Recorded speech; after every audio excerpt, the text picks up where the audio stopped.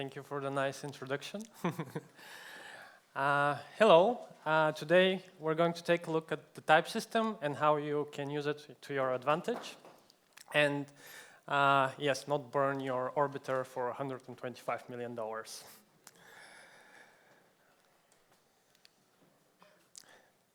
My name is Lachezar Lechev, as you already heard. I go by LPL at most places on social media. I love a challenge. Of course, I pick up my own challenges. I'm very excited about aerospace. Since 2020, I started working in aerospace. But rather than waiting to get the possibility, I decided to create my own. Since I was growing up, I was very excited about remote-controlled cars, planes, and boats, everything. Sadly, in Bulgaria, we didn't have the environment or the communities to facilitate my skills in that. So I took a different path for quite some time. And in 2020, I actually co-founded the AeroRust community alongside one of the other two founders.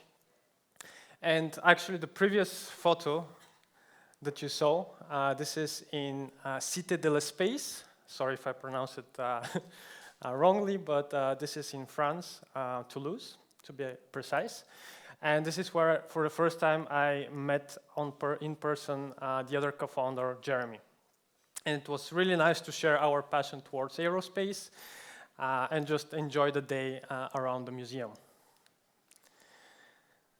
Now, AeroRust, for those unaware, is the Rust community for aerospace applications.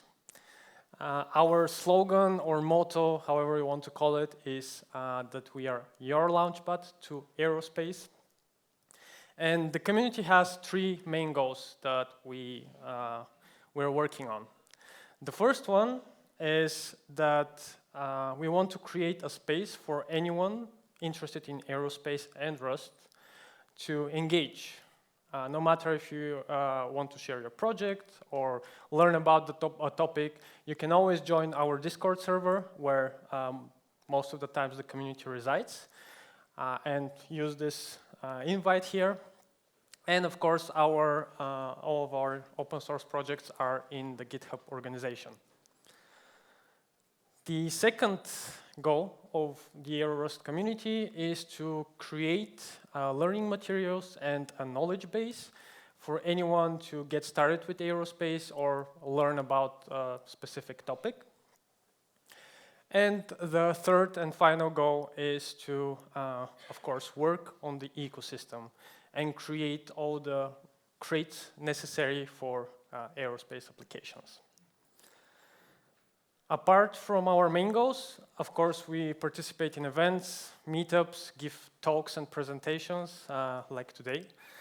And as you can see on the left, this is our first iteration, our first version of the Nanosat workshop kit, which is an embedded beginners-friendly workshop.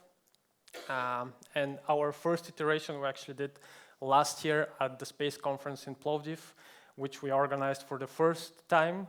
And the second day was the workshop day where we give out these kits for people to assemble, but later on also go through a few exercises to build a working application.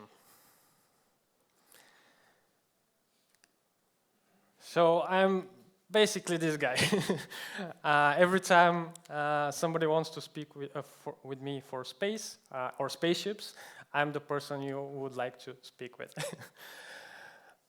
Apart from my community work, I'm also a national point of contact for Bulgaria, which is a voluntary position of the Space Generation Advisory Council. And SGAC is a global organization which helps and facilitates young professionals and students interested in the space industry. This, again, is from last year where we had our workshop. It's not very clear, probably, it's a small picture, but there are quite a few students that we managed to to get into our workshop and the conference. This is our goal as SGAC, and SGAC was a partner at this event. You can also see Omar, another person from the AeroRust community, who was leading the workshop, and in this case he was explaining a bit about embedded before we actually started with the workshop. Now, I'm also a father, and this is my 6-month-old daughter. Yeah, I hid her face because you never know what will happen when she grows up, right? Maybe she'll be mad at me that I showed her face when she was a baby. But you can see that she's already interested in robotics, and I take every possibility to show her some interesting things and also talk to her as a rubber duck to try and solve an issue that I'm having.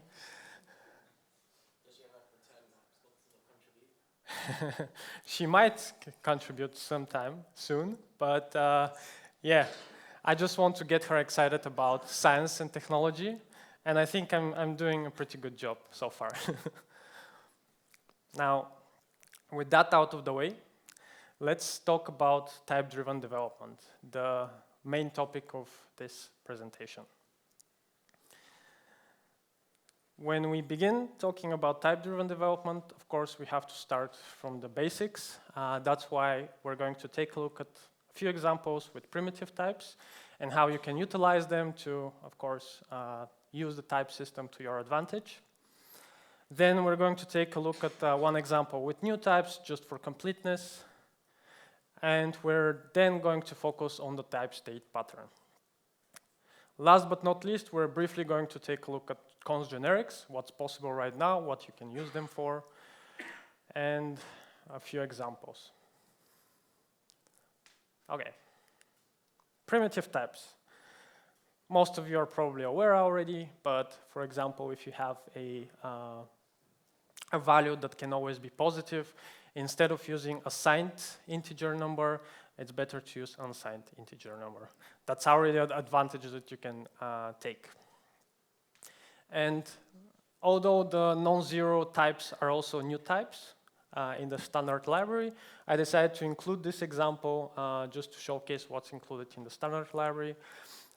In the general idea and notion is that once you instantiate this non-zero structure, and of course handle the option underneath, in this case we are returning string slice error, you can be sure in your code that the value inside will never be 0. For new types, here I decided to create my own spacecraft name new type, which internally uses a string, but we don't make it public. And when we actually parse the value from a string value, we make sure that it always starts with an underscore. So when we use spacecraft name in our code, we can be sure that it always starts with an underscore. And of course, I have omitted here how you can implement display rather than using the internal string, so that you can hide the string value inside and operate with your own methods. Okay, so with that out of the way, the type state pattern. Before talking about the type state pattern, of course, it's good to mention the state machines with enums, which have some drawbacks, but we already have a use case with them using futures. And to take a look at futures, we're going to take a look at the enum poll in the standard library. So as you can see, we can have two states. One is pending and one is ready. Okay. However, with enums, we don't get this notion of which state comes before which and what are valid state changes. So if you have a simple future, even though it doesn't make really much sense in this case, if you have a ready state, you can always go back to a pending state. It's not enforced in the type system. And if you have, for example, an asynchronous function, that has 2 await points. Each of these await points has its own state machine with the pole in them, but also each await point is a state machine of its own. So once one of the futures is ready to continue, the data from that future gets resolved, right? And we can continue to the next state change, which is the next future.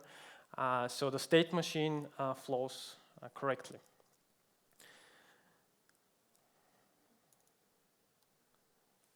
Now you can still make futures which are type state. And this is the crate that you can use for that, the state machine future. It builds the type state pattern for you and makes sure that only valid states, you can move from one valid state to another, but never to an invalid state. And yeah, this is pretty much for futures. So now let's take a look at the other example. Yeah, actually we are going to take a look at a few patterns that I have observed in the community. And when talking about the type state pattern, we are basically using the power of generics and trade bounds.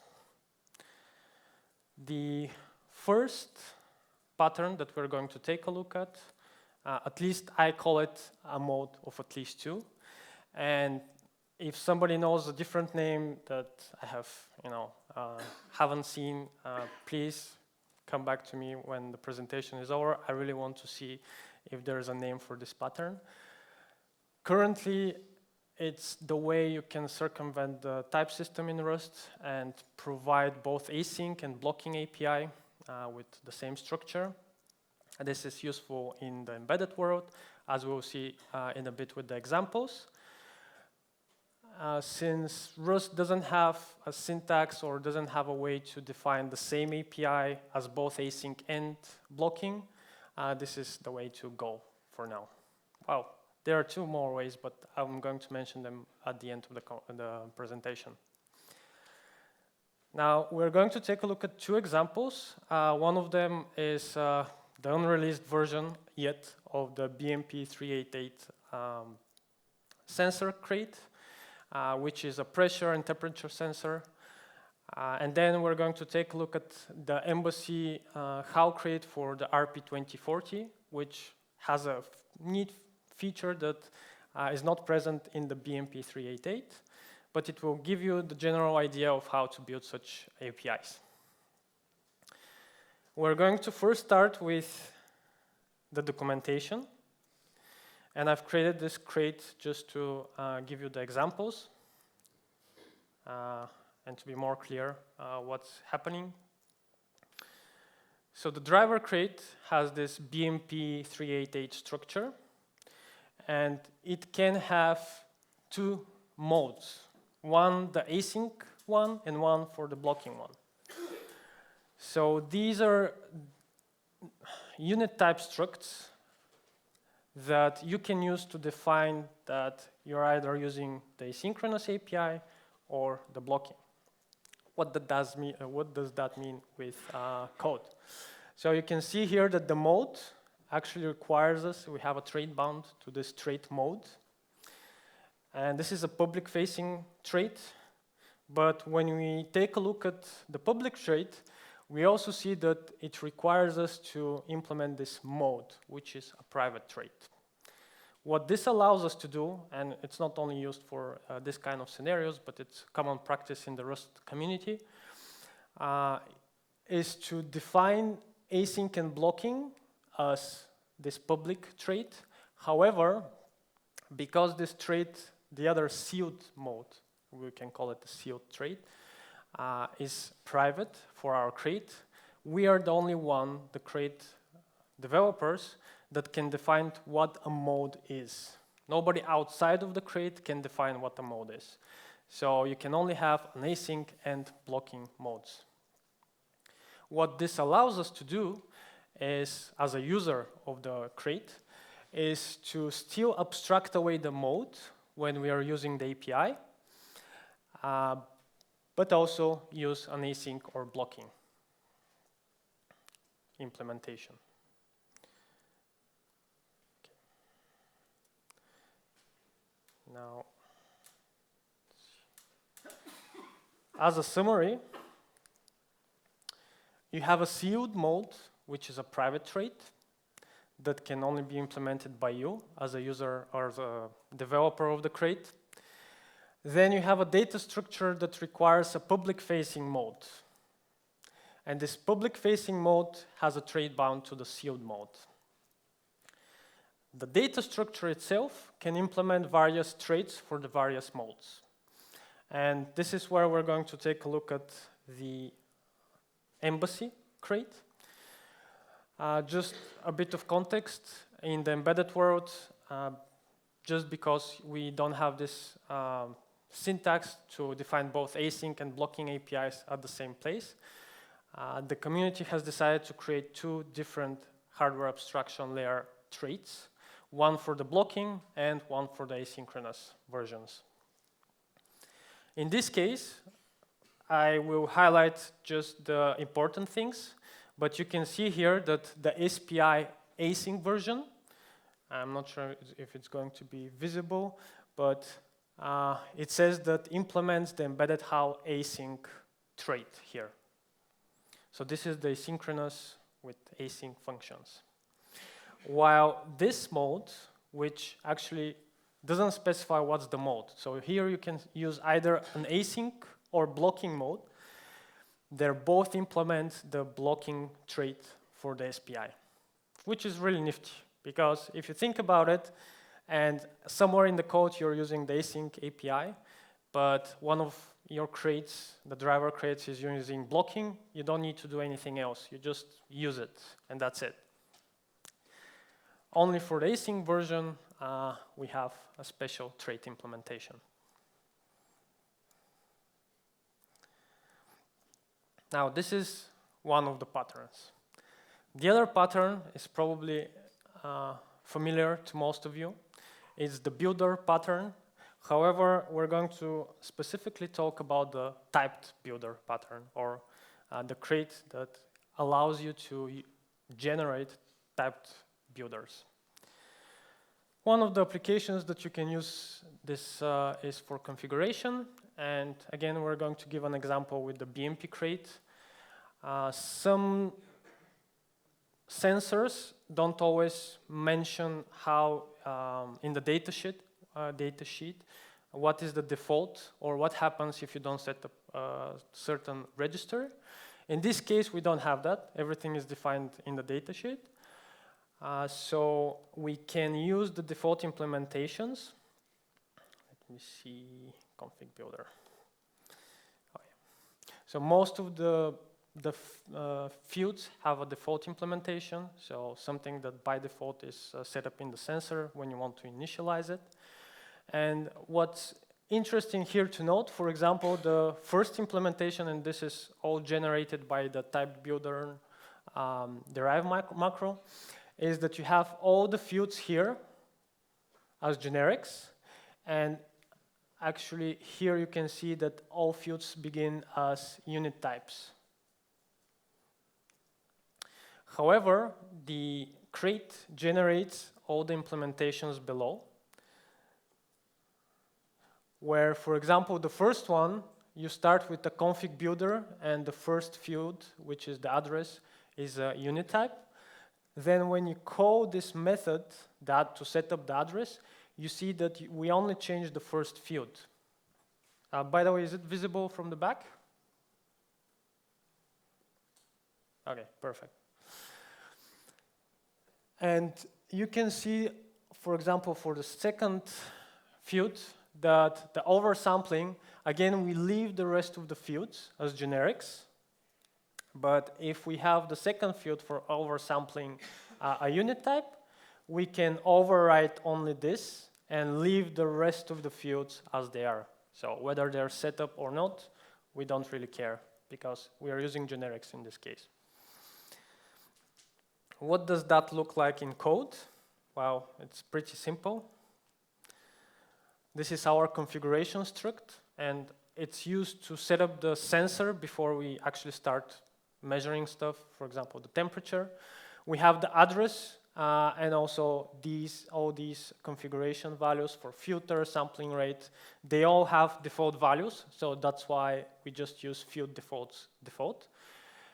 So it's not mandatory for the user of the API to use them or to set them up. They will be defaulted, but if they would like to do it, they can.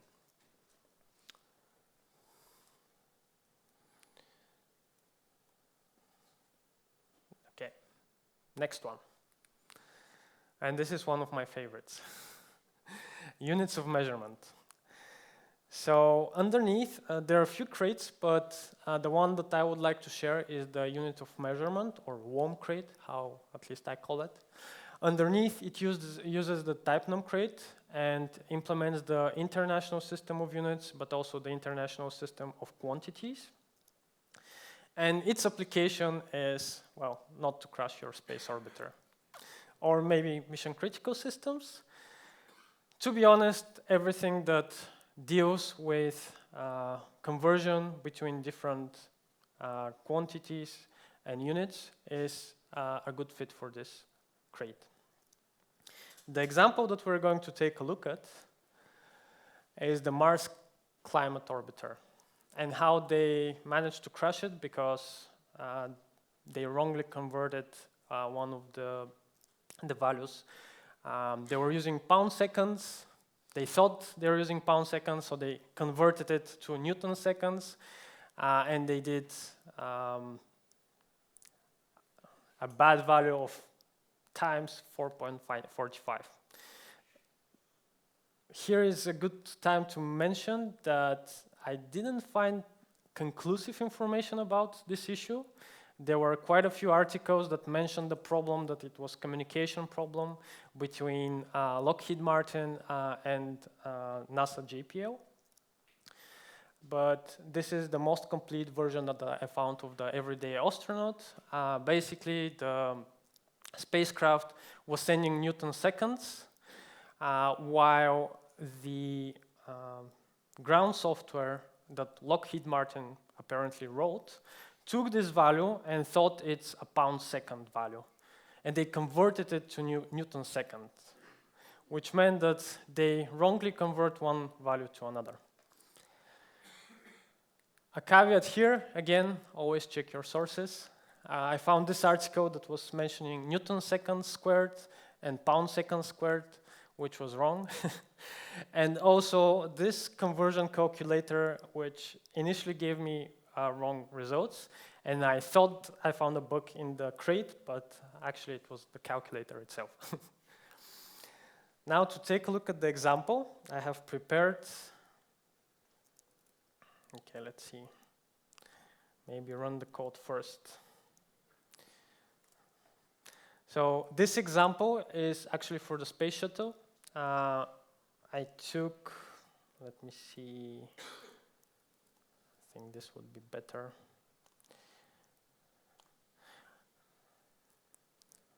Okay, here we go. So because we don't have public data for the spacecraft, the Mars orbiter, I took an example from Wikipedia for Newton second. And you have this example of the space shuttle launched from Earth to orbit, of course with some caveats like how much it weighs and so on.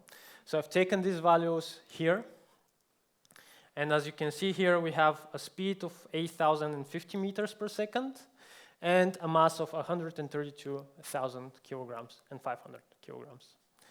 What we need to calculate is the impulse, which is in Newton seconds, and it's 1.07 times 10 to the power of 9. Good time to mention that Newton seconds is also equivalent to kilogram meters per second. Now, how does that look in code with units of measurement crate?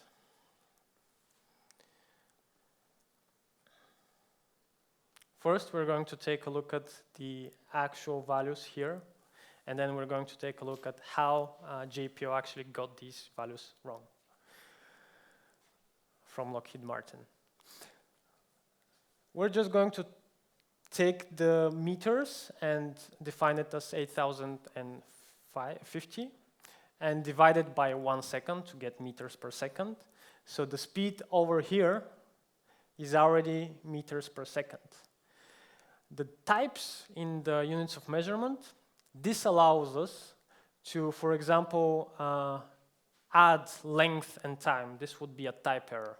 It won't compile. So we know that length divided by time will give us meters per second in this case because of the two types here. Then we take the mass of the space shuttle.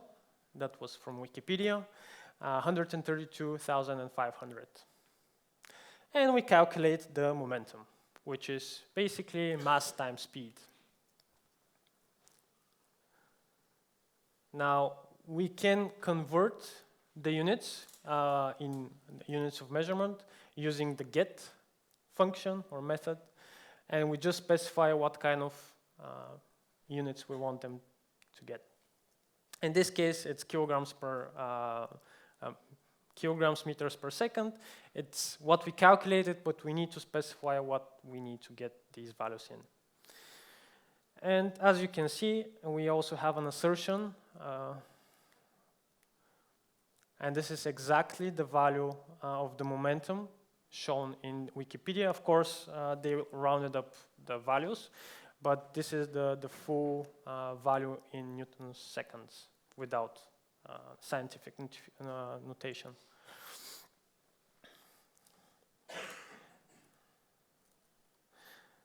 Now, before we take a look at what they actually got, you can see that the actual newtons per second, as we saw, is this number, 1.07 times 10 to the power of 9. However, they showed this number, which has a difference of 4.45. So they were incorrectly guiding the spacecraft using these values. How does that look in code? What did they get wrong?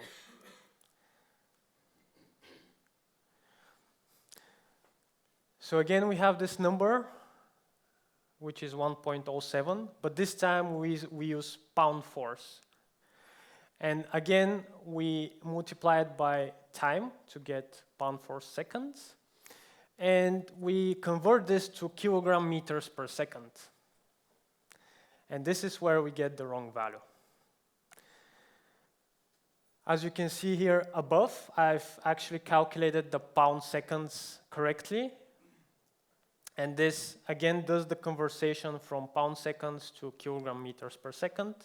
But this time, we actually get the correct value, as you can see at the second row here. So if they used discrete, maybe they would have avoided burning the orbiter.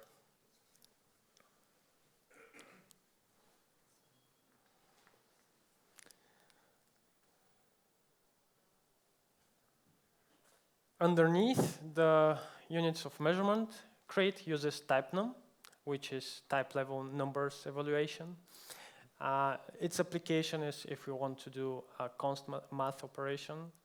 I'm going to give you a brief example of this, but you can go full crazy with it. I've seen a few examples. I haven't personally used it in a project, but it's a really cool way to use the types to do calculations.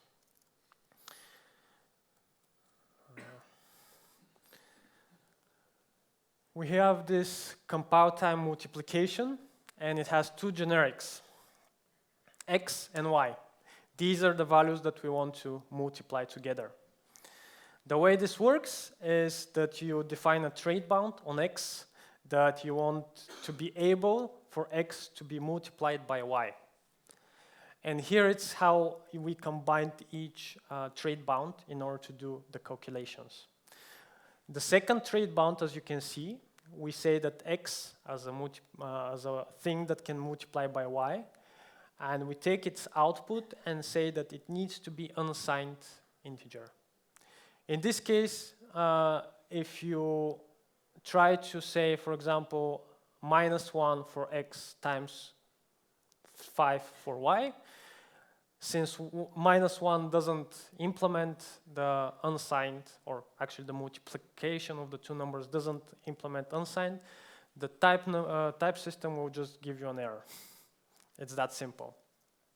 And at the end, you can see that we use this output and just take the value out of it because it's just a type. We don't pass anything to the actual function. And this means that the whole function is constant. How do you use this? Well, let me just show you that it works. I have another example, and you can see here that 3 times 4 is 12. The interesting part is how we call this function. As you can see, we are using a constant, which we call multiplier, and what we do is just call the compile time multiplication, but using these types provided from the type num crate. And both types, as you can see, are U3 and U4, which means unsigned integer. So the type system knows that these, for example, are unsigned, and that's why they can never be negative, and they implement an unsigned trait, and they can be multiplied together. And here you just show the constant value.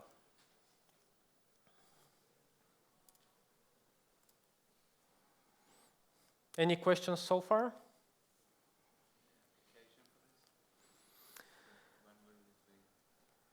So yeah, to repeat the question, when can we use this? Well, basically wherever you want to do computation with the type system, to be sure that somebody cannot multiply a negative number times a positive number or something like that.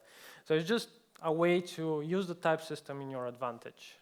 It's tricky to use for everything. It doesn't make sense, right? But if you really want to be sure on a compile time that, let's say, some calculation is correct, this is where you can use it.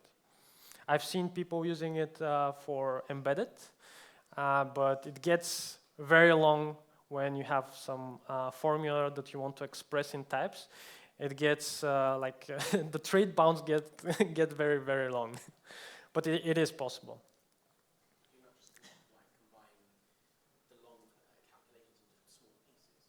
Yeah, that's what you do, yeah. Now for const generics, and again, if you're into the embedded ecosystem, you're already aware of heapless. It's a crate that provides you structures like string and vector from the standard library, but with fixed size. So the API is a little bit different because, of course, you can run out of memory inside. If you have a vector of 5 elements and you want to push a 6th element, you need to handle this overflow. And it's generally used whenever you want to store stuff, but you don't have access to an allocator, which is for embedded systems. Another example that you can take a look at for const generics in the wild, it's the frame buffer from the embedded graphics. What they do there, they actually use a few const generics, but for the frame buffer, they have width and height, so they can calculate a frame buffer, which is exactly your width and height of the picture you want to draw, for example. And they use a few other const generics. And you can also take a look at the builder pattern, which again has const typed builder instead of just typed builder, which is pretty much the same thing that we saw with the typed builder, but with const generics, just a crate for that. And units of measurement, I actually contacted the maintainer or the creator of this const units crate. It's still work in progress and currently it doesn't build. Sadly, I cannot show it to you. But it uses a lot of nightly features, sadly. So it will take some time to get this into stable. And as you can see here, we have const ops and const utils that the maintainer created because we don't have const operations in the standard library yet. And yeah, so I wanted to show this, but I had to fix the build first, then show it to you. So it was a challenge. As examples, how you can use cons generics, I have a few examples that maybe make sense in some cases, maybe they don't. But let's take a look at them. In this case, we imagine that we have a battery management system, and we have a voltage divider. A voltage divider basically uses two resistors so that you can divide the voltage that you want to measure with your microcontroller, because, for example, your battery can go up to 4.2 volts, but your microcontroller can only, your pin on the microcontroller can only go to 3.3 volts. So a voltage divider is something that you can use in order to get half of the value, for example, and then you just multiply it by 2 to get the actual voltage. Again, it really depends what's your use case, because in this case, the two resistors, they always have minor differences. The best resistors are plus minus 1%. So if you want to scale this to multiple devices, maybe it doesn't make sense to have cons generics with this. However, you can plug directly your own resistor value here and get a cons generic voltage divider that can be used in your code. So bake your values inside the type system itself. Of course, if you're doing multiple devices, that doesn't make sense, because for every device, you need to change this, flash the device, then take another device, measure the resistors, and do the same, which is not very scalable. In the wild, you also have the GPIO pin of ESP-HAL. As you can see here, they use a cons generic U8 to specify the number of the GPIO that this structure is focused on. And it also has a mode generic, which is, again, the mode of 2, I would say, pattern. And you can see here that you have a GPIO pin input, for example, mode, but you have also, let's say, output, I think, inverted input, and probably, yes, here, output.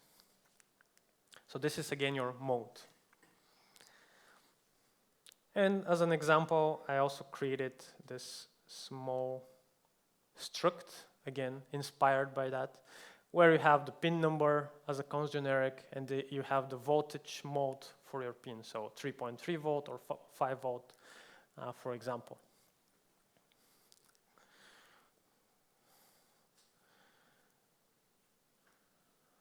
The rest of the examples, yeah, probably next time. I've also prepared some of the resources for this talk, and in general, things that you can check out. On the left, you'll find Typestate pattern.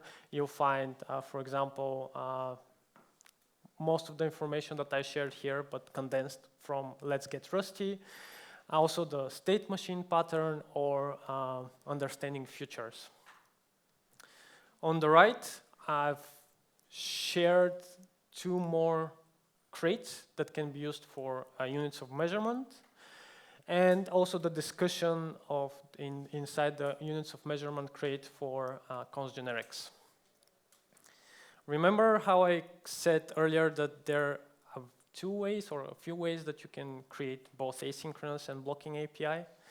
Well, these last 2 crates are exactly that. It's macros that can help you strip out asynchronous code and basically have one API for both synchronous or blocking API and asynchronous. And for example, I've seen people using futures to either allow one or the other APIs. Now I still have time, so there's a surprise. And you see this t-shirt? That's actually one out of 2, the first t-shirts of the AeroRust community. And I have a second one, which is not white, by the way. It's black. and I want to give it away to somebody. So it's M size, so if you think that it won't fit you, probably don't raise your hand. But can I have hands for anyone that wants the t-shirt, and I'll just pick one to have it or throw it? That's actually a good idea. Okay, ready? Okay, ready?